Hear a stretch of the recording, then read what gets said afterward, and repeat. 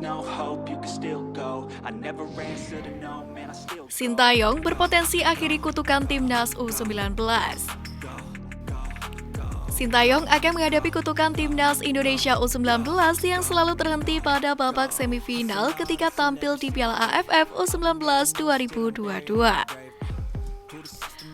Selesai meraih gelar juara Piala AFF U19 untuk pertama kalinya pada tahun 2013, performa tim Merah Putih anjlok.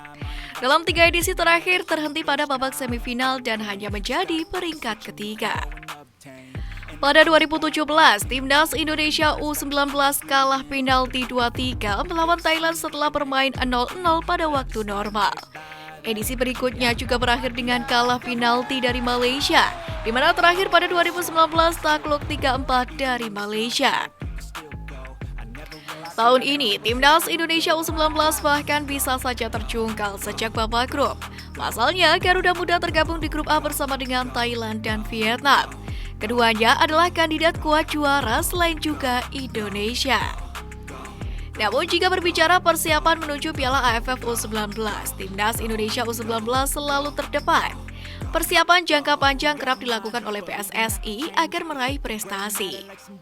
Untuk Piala AFF U19 2022, timnas Indonesia U19 bahkan sudah 2 kali berkumpul untuk latihan di luar negeri. Pertama di Turki pada November 2021, dan yang kedua di Prancis pada Mei usai tampil di Toulon Cup.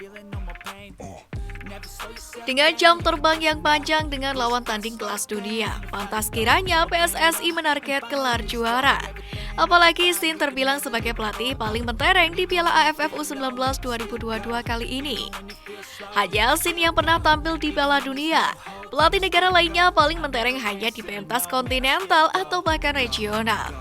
Karenanya pula, Sintayong percaya diri bisa meraih gelar juara.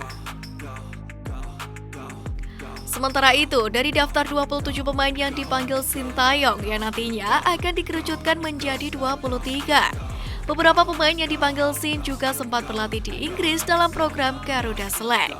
Beberapa pemain yang dimaksud adalah Raka Cahyana, Muhammad Rafli Asrul, dan Kakang Rudianto.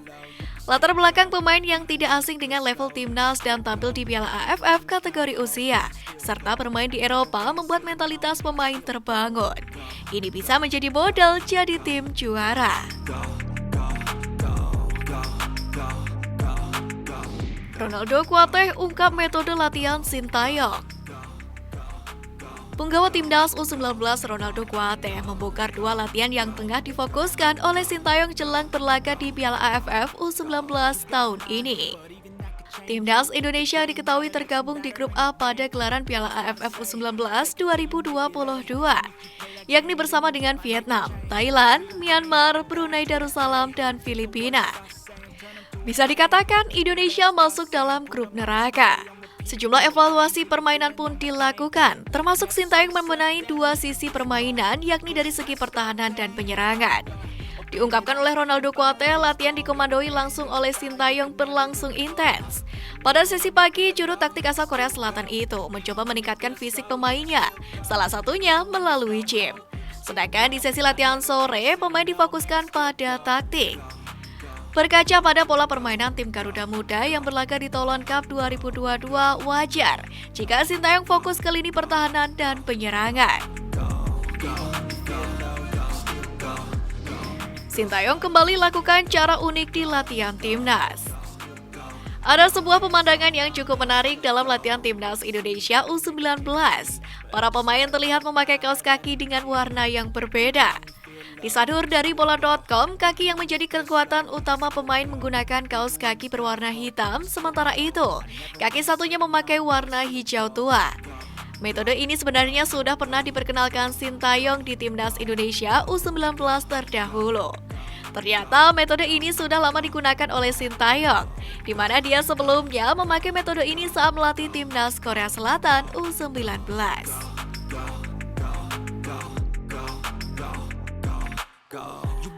Kai Boham puji perlakuan Sintayong.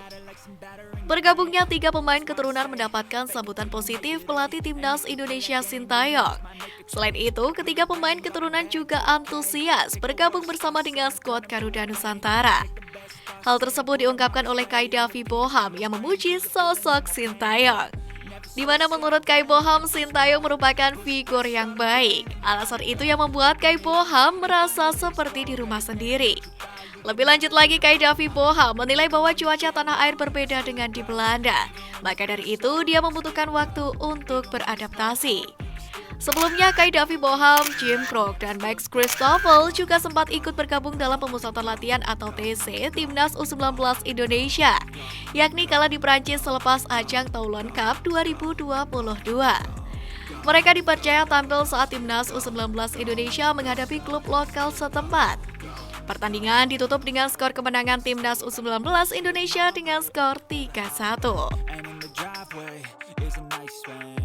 Kai Davi Boham pun berhasil menyumbangkan 1 gol. Kala itu, Timnas U19 Indonesia untuk sementara dipegang oleh Bima Sakti yang didampingi Zenan Radonjic.